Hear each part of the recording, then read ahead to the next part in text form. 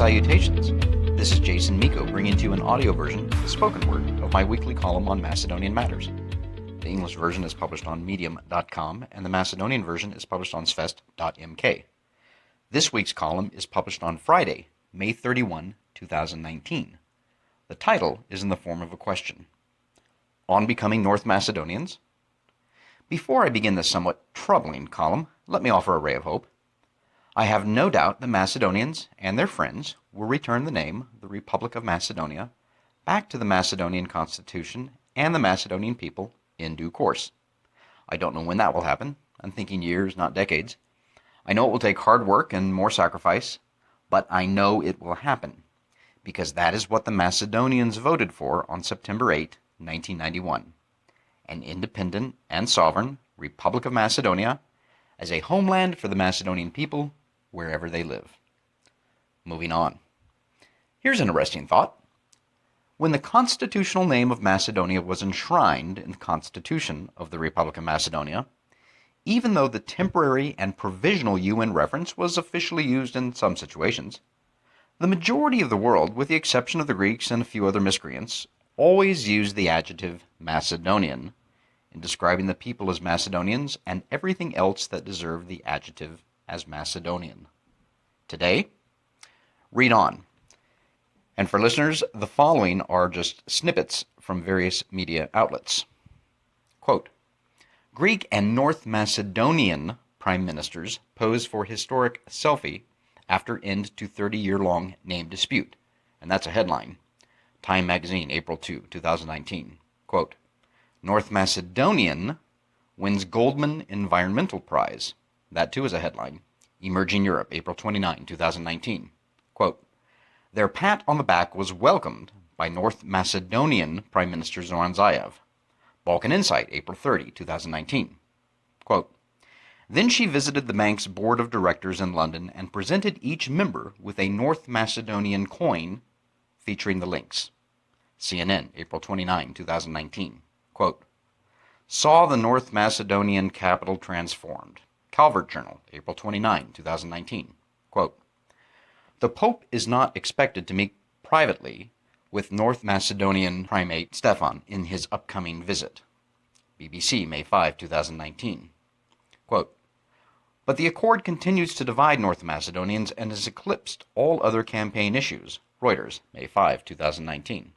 Quote, in addition to North Macedonians, the church in the country, Vatican News, May 7, 2019, quote, the defendants reiterated their claim that they were victims of a political setup by the former North Macedonian government, Balkan Insight, May 16, 2019, quote, the issue remains divisive in North Macedonian politics too, quote, furthermore, the Prespa Accord will be judged by whether it lays to rest doubts about a long-term stability of the North Macedonian state. Financial Times, May 20, 2019. Quote, Greek fighter jets fly over North Macedonian airspace. That's a headline. Greek City Times, May 22, 2019. Quote, he just signed with his North Macedonian counterpart a memorandum of cooperation. That's a Chinese news agency whose name I can't pronounce. May 22, 2019. Quote, North Macedonian President Stevo Pendarovski welcomed. Associated Press, May 29, 2019. Quote, that's going to be up to the North Macedonian people themselves. U.S. Senator James Risch quoted in VOA News, May 24, 2019. Need I go on? If you want to understand the extent to just how often this is happening, then simply plug in, quote, North Macedonian into the Google search bar and hit News, and you'll receive many more examples. Here's another interesting item. On that last quote above, the United States Senator labels the people, the Macedonians, as North Macedonians. Zoran Zaev, Nikola Dimitrov, Ali Ahmeti, Stevo Pendarovski, and others said it would all be about adding one little word.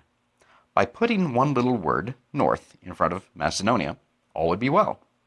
The identity of Macedonians would be protected, and Macedonia would join NATO and the EU. Macedonians would enter the Promised Land, happily singing hallelujahs and hosannas. It would just take the signing of this 19-page agreement and then making constitutional changes, and then all would be right with the world, and Macedonians, secure in their identity, would become wealthy. If Zoran Zaev and his comrades are not outright liars, then at the very least they all have a very casual relationship with truth. Alexis Tsipras, the Prime Minister of Greece, publicly states that it was never about the name, but about the identity. In a fawning Financial Times article on May 20, he says, quote, "It seemed the only difference was the name, but it was not the name. It was our history and our identity," unquote. Notice how he says it was about our history and our identity, meaning Greece's history, and identity, meaning the Greeks had to get to a point where Macedonia would give up on the Macedonian history and identity and create a new history and a new identity. That new identity is now becoming set in stone, as the above quotes show. All this despite the fact that the government of Macedonia felt compelled to put out guidelines on the use of the adjective back in February. And you can read what I wrote about that at the link in the column. And yet it seems a futile effort. The world is now calling the Macedonians and everything about Macedonia, quote, North Macedonian. Where does this end? The so-called Prespa agreement must be overturned, and will be overturned. But in the meantime, what is Nikola Dimitrov doing to counter this onslaught of the global media and others now calling Macedonians something they are not? The answer, apparently, is nothing. Why? The above quotes from various media sources are but one, and only one battle. And that battle continues. In fact, it never ends. The fight will go on and will never cease. And on an individual basis, as long as your heart is still beating and breath fills your lungs, you must continue. Because Macedonia is worth it, and being a Macedonian is worth it. Keep up the fight. I leave you with two thoughts. Number one, there are more good things in this life than you can possibly imagine. And number two, the proper attitude is always gratitude. Thanks for listening.